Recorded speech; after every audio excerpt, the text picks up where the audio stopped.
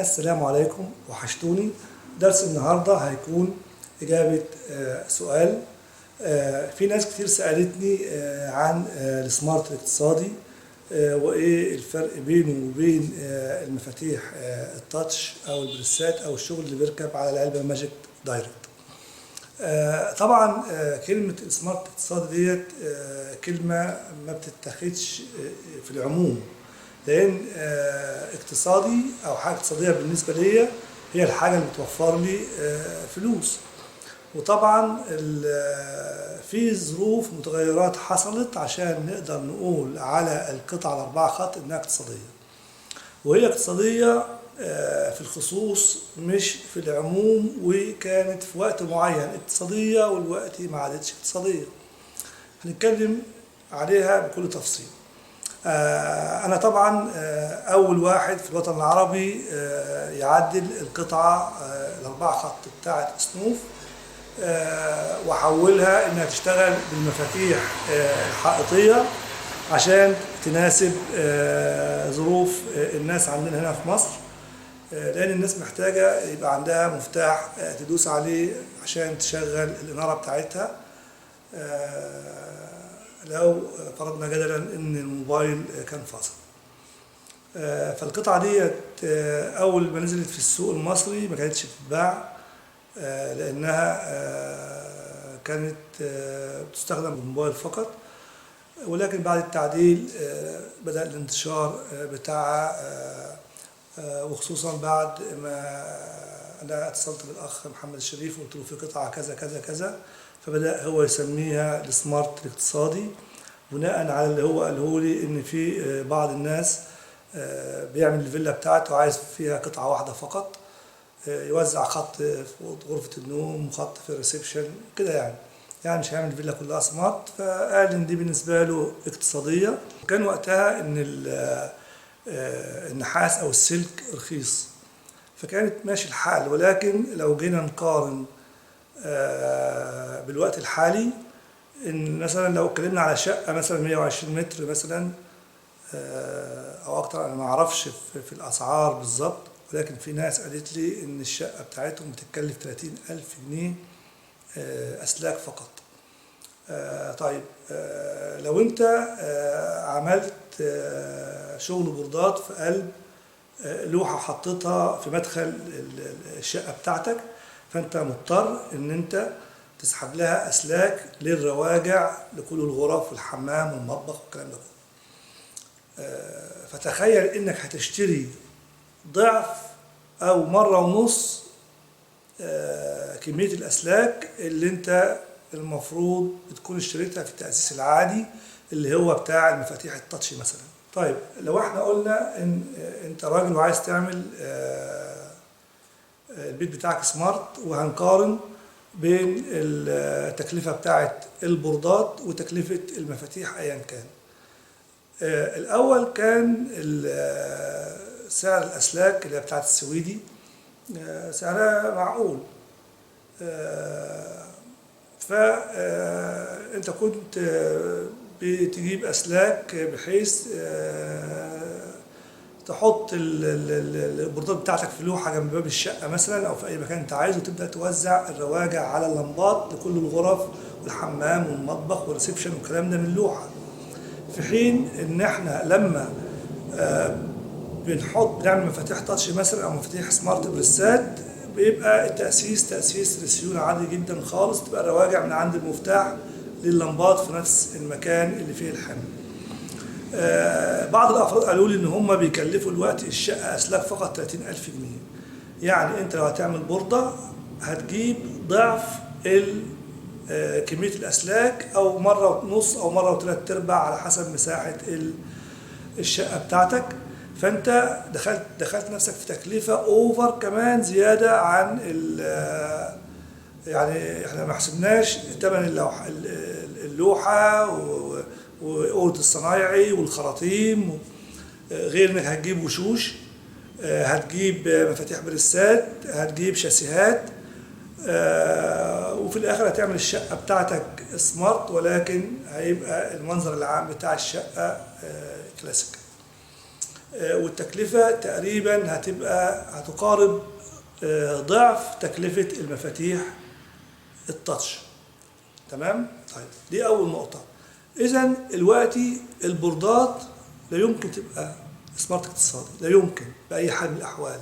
لو حد بيقول لك ده سمارت اقتصادي لسه يبقى كذاب، بيكذب عليك. واحنا اتعودنا ان الصراحة بتبقى مطلوبة بين الناس، لان احنا بشر، ما احناش تجار بنتاجر ببعض وبنقول لبعض اي كلام مرسل وخلاص. تمام. ثانيا في نقطة مهمة جدا، ودي للأمانة نقطة تكنيكال. احنا في الآونة الأخيرة بعد كورونا بقى بيجي لنا بوردات بايظة كتير جدا. طبعا البوردات بيحصل فيها تلف من كذا نقطة. الباور لما بيضرب احنا بنعرف نصلحه ونرجعه زي ما كان. عندنا في النصر سمارت هوم كنا بنبعت البوردات لناس معينة فيها مشاكل باور، كانوا بيحرقوها ويبوظوها، لكن دلوقتي خلاص احنا بقينا بنعملها. وطبعا ده وارد جدا مع زيادة وانخفاض الجهد نتيجة للانقطاعات المتكررة في الكهرباء. الحاجة الصعبة جدا واللي ملهاش صيانة ان المتحكم الرئيسي الاي اس بي بتاع البوردة بيضرب، وده راجع ل ان الكفاءات اللي كانت بتستخدم في التصنيع ما عادش موجودة، او المراجعة بعد حادثة كورونا في المصانع في الصين. ثانيا نفس الشباية ما عادتش بنفس الكواليتي. انا ما اعرفش ليه، هل هم دلوقتي بيطلعوا من المخزون اللي كان موجود كفرز تاني وفرز تالت؟ وده العيب الخطير اللي احنا بنلاحظه اول ما بنكشف على البوردة، بنلاقي ان من غير ما حد يحمل عليها اول ما تحط في الكهرباء مفيش 5 دقايق ممكن بتضرب. نتيجة ان الشباية ذات نفسها ما عادتش بالجودة اللي كانت بتيجي عليها الاول. واحنا عندنا شغل كتير جدا جاي ضارب، واللي بايظ فيه المتحكم الرئيسي، ما ينفعش تصلح البوردة دي. فانا بنصح الناس في الاونة اللي احنا فيها دلوقتي ما يشتغلوش بالبوردات العادية، ممكن يشتغلوا بالبوردة البرو، لان البوردة البرو السحب عليها كان قليل وكان فيها مخزون كتير موجود في السوق.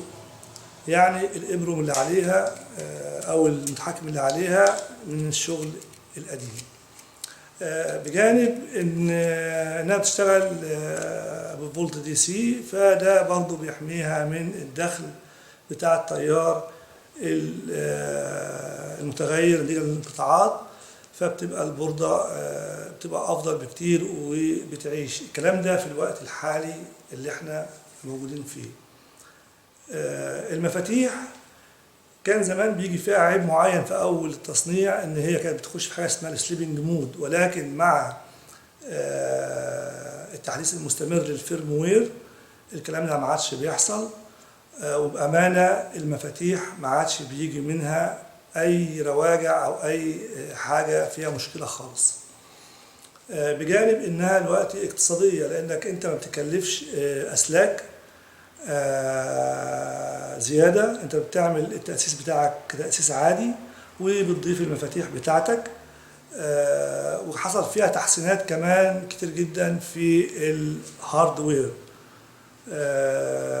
بقت الاستجابة بتاعة التاتش بتاعتها أعلى، بجانب ان موجود مفاتيح بريسات شغالة بنفس الاوبشنات بتاعة المفاتيح التاتش، وكمان ما بتحتاجش لا فيوزات خارجية ولا بتحتاج كلام من ده. والشقة بتاعتك بتتحول في يوم واحد لسمارت باستبدال المفاتيح القديمة بالمفاتيح السمارت، أو بتركيب المفاتيح السمارت وبرمجتها في يوم واحد، بعكس البوردات اللي بتاخد وقت كبير جدا.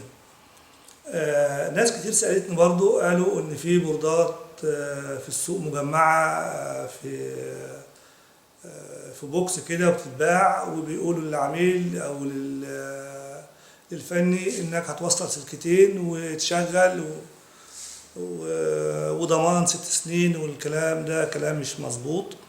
لان البوردة مادام اتعدل فيها، فالشركة المصنعة او الشركة اللي بتبيعها او الشركة الام بتخرجها من الضمان، فلازم يكون ضمانك مع الشخص اللي بيبيع لك دايركت. زي ما انا بعمل لو انا بعدل البوردات بيبقى الضمان معايا، ما برجعش البوردات تاني لشركة سنوف. فلازم تبقى واثق بالشخص اللي بتتعامل معاه. غير ان الكلام ده بيبقى غالي. في ناس قالت لي مؤخرا ان اللوحة فيها 3 قطع بتعمل 15 او 16 الف جنيه. انا مش عارف ليه الكلام ده. ال3 برد طبعا ما يعملوش ربع المبلغ ده. فنخلي بالنا من الناس اللي بتقول لنا ده اقتصادي وده مش اقتصادي. انت اسأل واعرف واحسب حساباتك وتوكل على الله. ما تخليش اي حد يقول لك اي كلام وخلاص. انت راجل هتدفع فلوس مقابل خدمة، فلازم تاخد افضل خدمة باقل تكلفة بما يتوافق مع العقل والمنطق وتسعير الحاجة. وطبعا احنا بنحط في اعتبارنا ظروف البلد هنا. الحاجة عندنا هنا غالية جدا نظرا ان البلد مختلفة عن البلدان الاخرى. يا رب اكون جاوبت على السؤال اللي الناس بتسألنا عليه، يعني ايه الفرق بين الاقتصادي وغير الاقتصادي. المفاتيح التاتش ثق تماما انها بنص الثمن بتاع البوردات لما تحطها في لوحة.